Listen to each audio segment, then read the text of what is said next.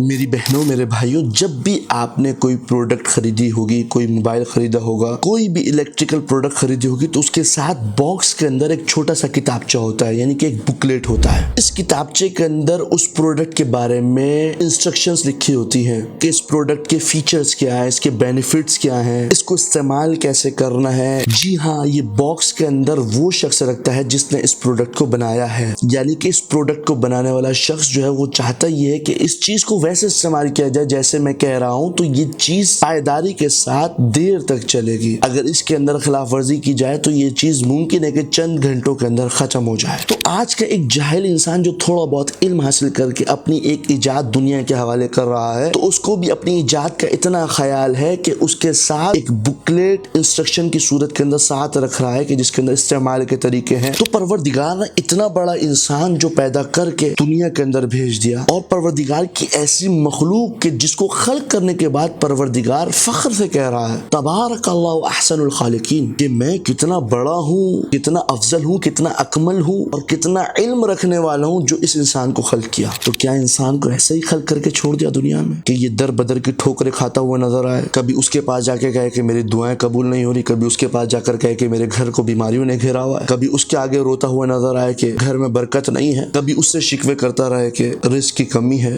جیب تنگ ہے؟ نہیں، بالکل پروردگار نے ایسے ہی خلق کر کے دنیا کے اندر نہیں چھوڑ دیا، بلکہ ایک قرآن جیسی بہترین کتاب اس انسان کی ہدایت کے لیے بھیجی، جس کتاب کے بارے میں خود پروردگار کہہ رہا ہے کہ ذالک الکتاب لا ریب فیہ، اس کتاب کے اندر ذرہ برابر شک کی گنجائش نہیں ہے۔ پروردگار کہہ رہا ہے لا رطب ولا یابس لفی کتاب مبین، اور کوئی خشک و تر نہیں جو اس کتاب میں نہ ہو، یعنی کہ اگر آپ دنیا میں نظر کرو یا تو ہر چیز خشک ہے یا تو تر ہے۔ پروردگار کہہ رہا ہے کہ ہر خشک و تر کا علم اس کتاب کے اندر موجود ہے۔ اب اگر میں آپ سے پوچھوں کہ آخری مرتبہ قرآن کب کھولا تھا، تو میں جانتا ہوں کہ انسان انگلیاں چباتا ہوا نظر آئے گا کہ کئی سال ہو گئے قرآن کو کھولے ہوئے، نہیں مولانا قرآن پڑھنا نہیں آتا، مولانا ٹائم ہی نہیں ملتا، اور پھر شکایت کرتے ہوئے نظر آتا کہ مولانا دل میں سکون نہیں ہے، زندگی بے چین ہے، سکون ختم ہو گیا، اطمینان نہیں ہے۔ پروردگار تو قرآن کے اندر کہہ رہا ہے کہ الا بذکر اللہ تطمئن القلوب، کہ آگاہ ہو جو اللہ تعالیٰ کے ذکر سے تمہارے دل مطمئن ہوں گے۔ میرے عزیزو، اس کتاب کو کب پڑھا جائے گا؟ تم نے اپنی اولاد کو ڈاکٹر تو بنا دیا، کیمسٹ تو بنا دیا، انجینئر تو بنا دیا، لیکن کبھی سوچا ہے کہ تم نے اپنی اولاد کو سب کچھ بنا دیا لیکن انسان نہیں بنایا؟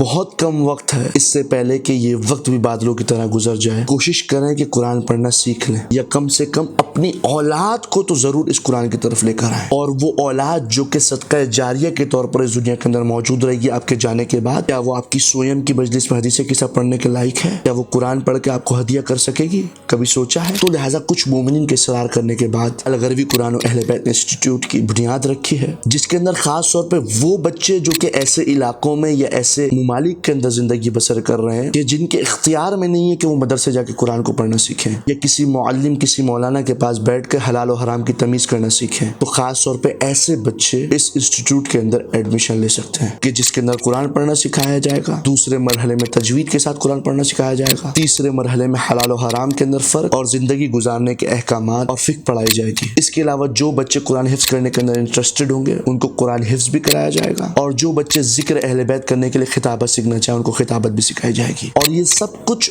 آن لائن بذریعہ سافٹ ویئر بچوں کو پڑھایا جائے گا۔ تو ابھی وقت نہیں گزرا ہے، اپنی اولاد کو نماز، روزہ، طہارت و نجاست اور زندگی گزارنے کے احکامات کے بارے میں توجہ دلاؤ، اور خود بھی قرآن پڑھنا سیکھو اور اپنی اولاد کو بھی قرآن پڑھنا سکھاؤ۔ اور جو انسان اس قرآن صامت کو نہیں پڑھ سکتا، قرآن صامت کو نہیں سمجھ سکتا، تو وہ قرآن ناطق کی بھی معرفت یعنی کہ اہل بیت کی معرفت بھی حاصل نہیں کر سکتا۔ جلد سے جلد اس واٹس ایپ یا ای میل نمبر کے اوپر رابطہ کر کے اپنے بچوں کو انرول کریں، اور اس ویڈیو کو ثواب کی نیت سے دوسرے بابوں شیئر کریں۔